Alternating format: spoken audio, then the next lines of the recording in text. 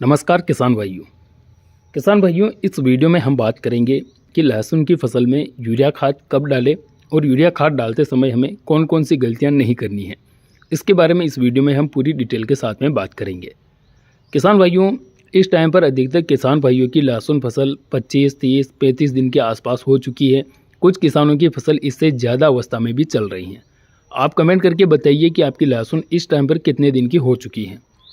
अब किसान भाइयों, अगर आपकी लहसुन 20, 25, 30 या 35 दिन के आसपास है तो अब उसके अंदर यूरिया डालने का सही समय आ चुका है। तो यूरिया तो हम डालेंगे, लेकिन यूरिया डालते समय बहुत सारे किसान भाई कुछ ऐसी गलतियां कर बैठते हैं जिनकी वजह से पौधे की ग्रोथ सही तरीके से नहीं बन पाती है और जो यूरिया खाद हम डालते हैं वो व्यर्थ में चला जाता है। तो आइए इसके बारे में पूरी जानकारी समझते हैं एक छोटे से वीडियो के माध्यम से। तो वीडियो अगर अच्छा लगे तो लाइक ज़रूर कीजिएगा और अगर आपने हमें फॉलो नहीं किया है तो फॉलो कर लीजिए। किसान भाइयों, बात करें अगर यूरिया खाद के बारे में, तो यूरिया खाद के अंदर होती है नाइट्रोजन, और नाइट्रोजन का मुख्य काम होता है पौधे की ग्रोथ को बढ़ाना, पौधे में पिलासपन को दूर करना। लेकिन बहुत सारे किसान भाई जब यूरिया खाद अपनी लहसुन में डालते हैं तो उस टाइम पर क्या होता है कि इसके साथ में कुछ अन्य चीज़ें मिक्स नहीं करते हैं, बल्कि सिंगल यूरिया का ही उपयोग करते हैं। तो यह गलती आपको नहीं करनी है। किसान भाइयों, यूरिया खाद का काम केवल और केवल इतना है कि पौधे की ग्रोथ को बढ़ाना और पौधे को पिलासपन से दूर करना।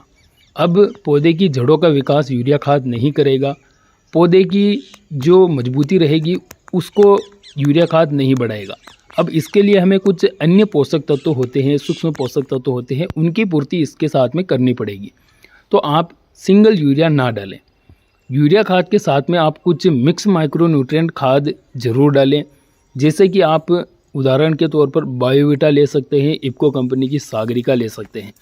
और मुख्य रूप से अगर आप 25-30 दिन पर यूरिया खाद डाल रहे हैं तो आप इसके साथ में माइकोराइजा ज़रूर मिलाएं।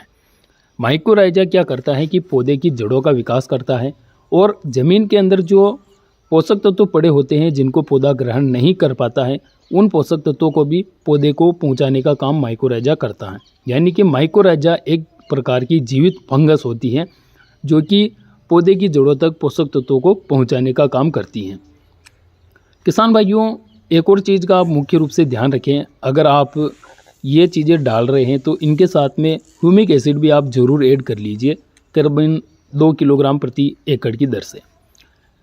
अब किसान भाइयों, आपको अच्छी तरीके से समझ आ ही गया होगा कि अगर आप यूरिया डाल रहे हैं तो यूरिया सिंगल नहीं डालना है, क्योंकि जो चीज़ें मैंने आपको बताई है वो इनके साथ में ऐड करेंगे तो आपको और भी शानदार रिजल्ट देखने को मिलेगा।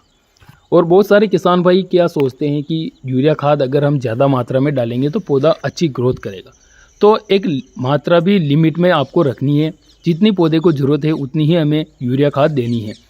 यूरिया खाद की मात्रा आप करीबन 30 से 40 किलोग्राम प्रति एकड़ की दर से 25-30 दिन पर रख सकते हैं, क्योंकि उस टाइम पर पौधा थोड़ा छोटा होता है। और अगर आप ज़्यादा मात्रा में यूरिया खाद डाल देते हैं तो उससे पौधे की जड़ें जल सकती हैं, क्योंकि नाइट्रोजन अगर ज़्यादा मात्रा में हो जाएगी तो पौधे की जड़ों को जला सकती हैं। तो आप ज़्यादा मात्रा में भी यूरिया खाद का उपयोग ना करें।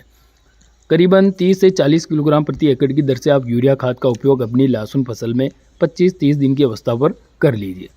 ये चीज़ें आप ध्यान में रखकर यूरिया खाद डाल दीजिए, फिर लहसुन की पिलाई कर दीजिए। और सबसे बेस्ट रहेगा कि अगर आपने लहसुन की निराई गुड़ाई करवा ली है तो उसके बाद ही ये खाद डालें, जिससे कि निराई गुड़ाई करने के बाद हमारे खेत की जो ऊपर वाली मिट्टी होती है वो खुल जाती है और जो खाद हम डालते हैं, खाद का दाना डायरेक्ट पौधे की जड़ों के पास तक पहुंच जाता है। तो अच्छा रहेगा आप पहले निराई गुड़ाई करवाइए, फिर लहसुन में ये खाद डाल दीजिए। किसान भाइयों, वीडियो अगर अच्छा लगा तो वीडियो को लाइक करें और हमें फॉलो ज़रूर करें। धन्यवाद।